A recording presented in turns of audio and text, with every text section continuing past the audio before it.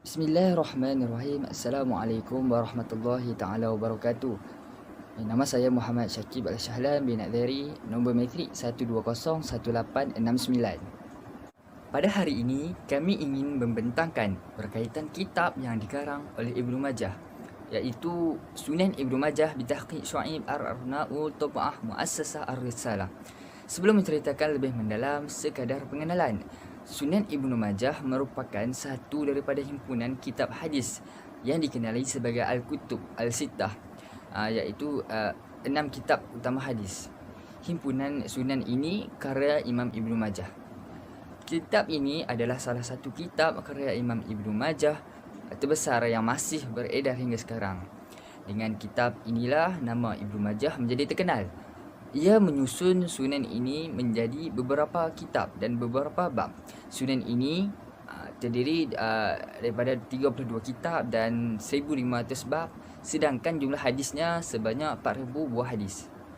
Pada hari ini saya akan menceritakan tentang biodata penulis kitab Sunan Ibnu Majah. Ibnu Majah atau nama sebenar beliau adalah Abu Abdullah Muhammad bin Yazid Ibnu Majah Al-Qazwini. Nama beliau dinisbatkan pada ayahnya iaitu Yazid. Ibnu Majah berketurunan Mula Arba'i dan Al-Qazwini. Nama panggilan beliau adalah Abu Abdullah. Ibnu Majah digelar dengan panggilan Al-Hafiz Al-Kabir iaitu penghafaz yang agung. Beliau bukan saja seorang muhaddis, malah beliau juga seorang penterjemah Al-Quran dan ahli sejarawan. Ibnu Majah dilahirkan pada tahun 209 Hijrah bersamaan 824 Masri di Qazwin, Iraq. Seterusnya, para guru dan pelajar Ibnu Majah. Terdapat ramai guru dan pelajar Ibnu Majah. Antara yang dapat saya senaraikan di sini adalah guru-guru Ibnu Majah. Yang pertama adalah Al-Imam Al-Hafiz Rawiyat al-Islam Abu Bakar Muhammad bin Bashar bin Uthman Al-Basri. Yang kedua, Al-Imam Al-Hafiz Khalid bin Nasir Abu Bakar Abdullah bin Muhammad bin Abi Shaybah Al-Absi. Yang ketiga, Al-Hafiz Abu Quraib Muhammad bin Ala bin Karib Al-Hamdani Al-Kufi. Yang keempat, Al-Hafiz Al-Hujjah Muhammad bin Abdullah bin Humair.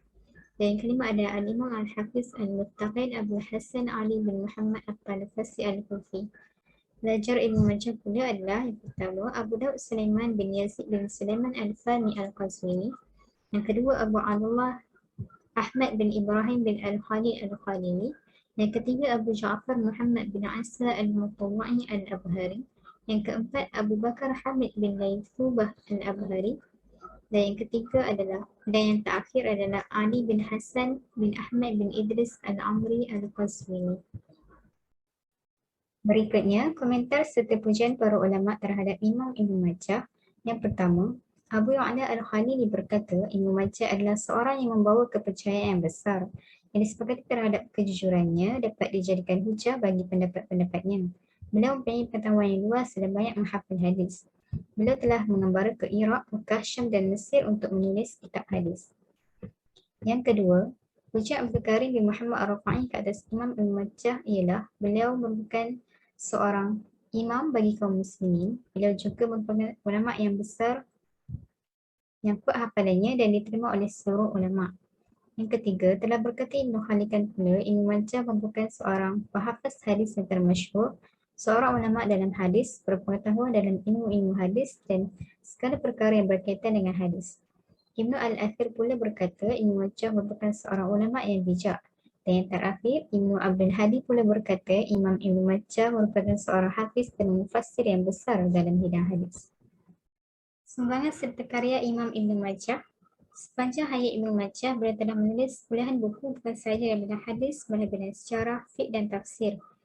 Dalam bidang tafsir, beliau telah mengarang kitab tafsir Al-Quran Al-Karim. Abu Ya'la Al-Khalili berkata, ianya sunan, tafsir dan sejarah. Dan dia mengetahui tentang perkara ini. Kitab tafsir ini telah mendapat pujian seorang ahli tafsir terkenal itu Ibnu Kathir. Seterusnya, Sunan Ibnu Majah. Kitab ini merupakan karya terbesar beliau dalam bidang hadis. Kitab ini mengandungi 4,000 buah hadis yang disusun secara rapi dan dimulakan dengan bab yang menyatakan keharusan mengikut sunnah Rasulullah SAW serta dalil-dalil. Kitab hadis beliau iaitu Sunan Ibnu Majah termasuk dalam kutub sittah iaitu 6 kitab hadis terbesar. Dan akhir sekali adalah dalam bidang sejarah, Ibnu Majah telah mengarang kitab At-Tarikh. Kitab ini telah menghuraikan tentang biografi para perawi hadis sejak awal hingga pertengahan abad ketiga Hijrah. Nama kitab ini adalah Sunan Ibnu Majah bitahqiq Syu'aib al-Arnaud, Tab'ah Muassasah Ar-Risalah. Ibnu Majah telah wafat pada hari Isnin dan dikebumikan pada hari Selasa di Baqi dalam bulan Ramadan, dan umur beliau ketika itu adalah 64 tahun. Kesungguhan Imam Ibnu Majah dalam menuntut ilmu. Imam Ibnu Majah merupakan seorang yang sangat mencintai ilmu pengetahuan dan hadis. Sejak kecil lagi, beliau sudah didedahkan dengan bidang keilmuan.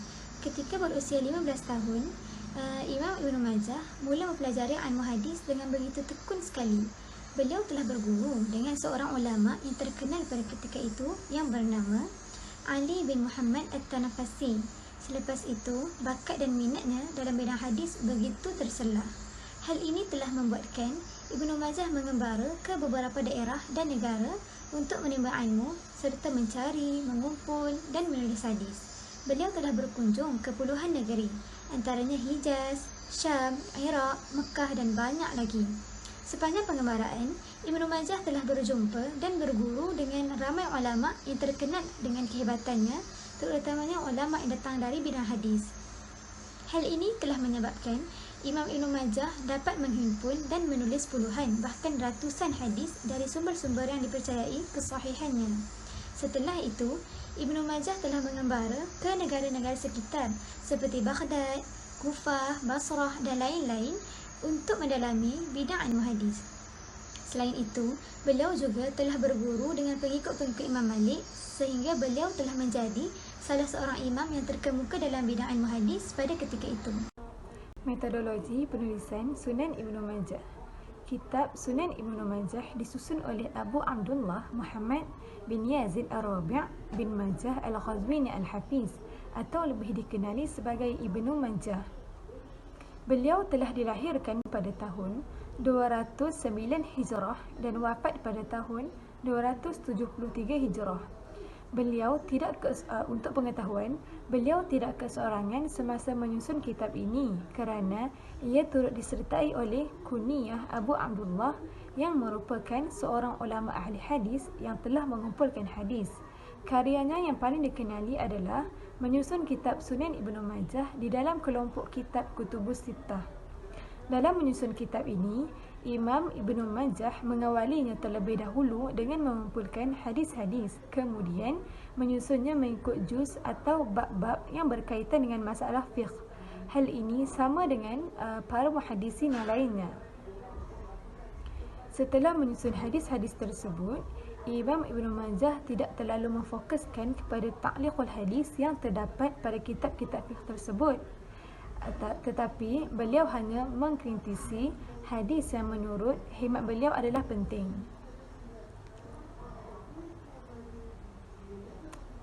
Imam Ibnu Majah juga turut mengklasifikasikan bahawa hadis-hadis ini dalam 37 buah buku dan membahagikan kitab-kitab itu kepada 1,500 bahagian. Diketahui bahawa beliau telah pergi ke Khurasan, Baghdad, Kufah, Mesir, Madinah dan bandar-bandar yang lain bertujuan untuk mencari hadis-hadis Nabi untuk menerima secara langsung daripada para ulama di setiap negara yang telah dikunjunginya.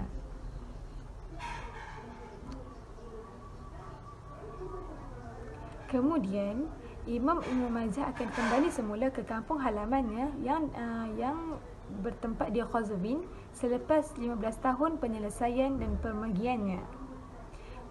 Sunan Ibnu Majah adalah kitab yang dikenali dengan kitab Sunan Ibnu Majah. Beliau mengklasifikasikan bahawa hadis-hadis Nabi sallallahu alaihi wasallam dan kitab-kitab baginda adalah kitab keempat daripada 6 kitab hadis Nabi. Kitab Sunan Ibnu Majah mendapat perhatian ulama Islam kerana kitab ini turut menjelaskan dan meletakkan sastra di dalamnya.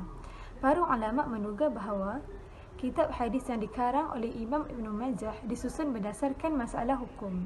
Di samping itu juga, ia memasukkan masalah lain seperti masalah zuhud, tafsir dan sebagainya. Terdapat juga hadis-hadis di dalam kitab Sunan Ibn Majah ini yang merupakan hadis mursal dengan tidak menyebutkan periwayat di tingkat pertama. Analisis 10 hadis daripada Sunan Ibn Majah. Yang pertama, Haddatsana Muhammad ibn Rumhain, haddatsana Al-Layth ibn Sa'd an Ibn Shihab an Ubaidillah bin Abdullah an Ammar bin Yasir annahu qala سقط عهد عائشة فتخلفت الالتماس فانطلق أبو بكر إلى عائشة فتغيظ عليها في حبسها الناس فأنزل الله عز وجل الرخصة في التيمم قال فمسحنا يومئذ إلى المناكب فانطلق أبو بكر إلى عائشة فقال ما علمت إنك لمباركة. Hadis ini merupakan hadis sahih. Perawi al-A'la adalah Ammar bin Yasir. Matan hadis ini adalah Saqata ahdu Aisyah fataqallafat iltimasi فانطلق أبو بكر إلى عائشة فتغيظ عليها في حبسها الناس فأنزل الله عز وجل الرخصة في التيمم قال فمسحنا يومئذ إلى المناكب فانطلق أبو بكر إلى عائشة فقال ما علمت إنك لمباركة. Hadis ini diambil daripada bab tayamum. Sumber hadis ini adalah daripada Sunan Ibn Majah nombor hadis 595, dalam Musnad Imam Ahmad 1888 dan 1893. Yang kedua, haddatsana Abu Bakr ibnu Abi Syaibah, haddatsana Ismail bin Ibrahim an Abi Rayhanah an Safinah qala kana Rasulullah sallallahu alaihi wasallam yatawaddau bil muddi wa yaghtasilu bis sa'i. Hadis ini merupakan hadis sahih. Perawi al-A'la adalah Safinah. Matan hadis ini adalah kana Rasulullah sallallahu alaihi wasallam yatawaddau bil muddi wa yaghtasilu bis sa'i. Hadis ini diambil daripada bab pada perkara-perkara yang datang dengan kadar air wuduk dan mandi junub. Sumber hadis ini adalah daripada Sunan Ibn Majah nombor hadis 267 dalam Musnad Ahmad 21930. حدثنا علي بن محمد قال حدثنا وكيع بن جراح قال حدثنا زكريا بن إسحاق المكي عن يحيى بن عبد الله بن صفي عن أبي معبد مولى ابن عباس عن ابن عباس أن النبي صلى الله عليه وسلم بعث معاذا إلى اليمن فقال إنك تأتي قوما أهل الكتاب فادعهم إلى شهادة أن لا إله إلا الله وأن رسول الله فإنهم أطاعوا لذلك فأعلمهم أن الله افترض عليهم 5 صلوات في كل يوم وليلة فإنهم أطاعوا لذلك فأعلمهم أن الله افترض عليهم صدقة في أموالهم تؤخذ من أغنيائهم فترد في فقرائهم فإنهم أطاعوا لذلك فإياك وكرائم أموالهم واتقي دعوة المظلوم فإنها ليس بينها وبين الله حجاب. وهو الحديث الصحيح روي الأعلى وهو ابن عباس باب فرض الزكاة. السابع حدثنا هشام بن عمار قال حدثنا عيسى بن يونس قال حدثنا عبد الرحمن بن زياد بن أنعم عن عبد الله بن يزيد عن عبد الله بن عمرو أن رسول الله صلى الله عليه وسلم قال إنما الدنيا متاع وليس من متاع الدنيا شيء أفضل من المرأة الصالحة. وهو الحديث الصحيح روي الأعلى عبد الله بن عمرو كتاب النكاح من باب أفضل النساء. Seterusnya hadis yang nombor 9.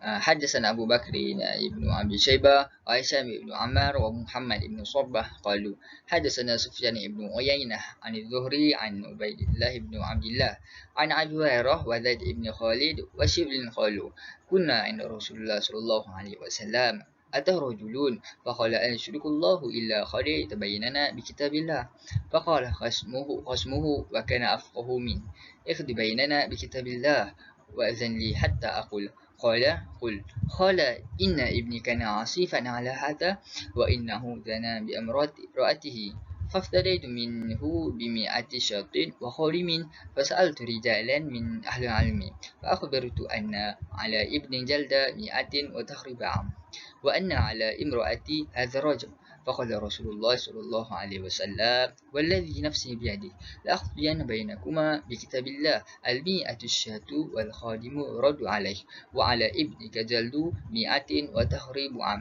واخذ يا أناس على امرأتي هذا فإن اعترفت فرجمها. قال هشام فغدا عليها فاعترفت فرجمها. Hadis ini merupakan hadis yang sahih dalam kitab Hudud bab Hadzina rawi ala al-Shiblin.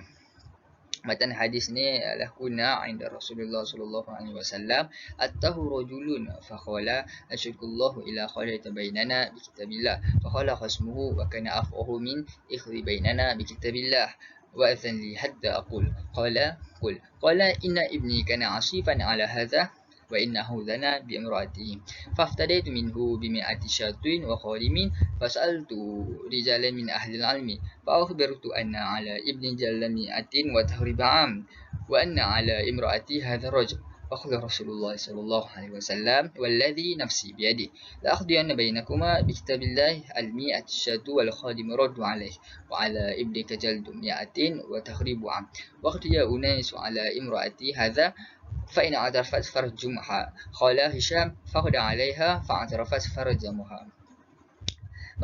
Sumber hadis ini adalah Sunan Ibnu Majah nombor hadis 2549. Yang terakhir nombor 10 Haddatsana Bishr ibn Hilal bin Sawab qala haddatsana Ja'far ibn Sulaiman al-Dubai an Yazid Rijh an Mutarrif ibn Abdullah ibn Shikhir anna Imran ibn Husain سئل عن رجل يطلق امرأته ثم يقوم بها ولم يشرع على طلاقها ولا على رجعتها فقال عمران طلقت بغير سنة ورجعت بغير سنة أشهد على طلاقها وعلى رجعتها. Hadis ini merupakan hadis yang sahih dalam kitab Tolak Raj'ah rawi adalah Imran bin Husain. Matan hadis ini adalah talaq bi ghairi sunnah wa raja'at bi ghairi sunnah ashhadu ala talaqiha wa ala raj'atiha. Sumber hadis ini adalah Sunan Ibnu Majah nombor hadis 2025. Imam Ibnu Majah merupakan salah seorang daripada tokoh-tokoh yang hebat dan kerana beliau juga termasuk di dalam rujukan utama dalam bidang hadis. Ini kerana keilmuannya diakui dan dipercayai oleh para ulama yang sezaman dengannya atau yang datang selepas daripadanya. Sunannya merupakan sunan yang menjadi rebutan dan menyebabkan perselihan pendapat di kalangan ulama selepasnya. Ini adalah disebabkan kerana masalah dalam meletakkan Sunan Ibnu Majah di kedudukan keberapa selepas Sunan Al-Khamsah. Sunan Ibnu Majah seringkali dibandingkan dengan Al-Muwatta karangan Imam Malik. Namun demikian, Sunan Ibnu Majah lebih diutamakan oleh kebanyakan ulama adalah kerana di dalamnya terdapat banyak penambahan hadis berbanding Al-Muwatta. Dengan ini dapatlah disimpulkan bahawa Imam Ibnu Majah adalah seorang ahli hadis yang terkemuka dan mempunyai kepribadian yang istimewa, ilmu yang luas, kesabarannya yang berterusan serta usahanya yang gigih dalam menghasilkan karya-karyanya. Kesungguhan dan ketekunan beliau menceburkan diri dalam tafsir ini adalah untuk menjelaskan mengolah kitab Allah melalui hadis Rasulullah SAW serta mengkaji dan mencatat sunnah Rasulullah untuk rujukan generasi terkemudian. Peninggalan Imam Ibnu Majah telah menyebabkan keadaan dan suasana pada waktu itu keruh dan kesedihan yang menyelubungi keseluruhannya, sehingga Muhammad Ibnu Al-Aswad Al-Khazwini, iaitu seorang penyair terkenal pada masa itu, telah menunjukkan kesedihannya melalui bait syairnya. Sesungguhnya kehilangan Ibnu Majah telah melemahkan kemahkotaan ilmu dan menggoncangkan segala-galanya. Sekian daripada kami, wallahu alam.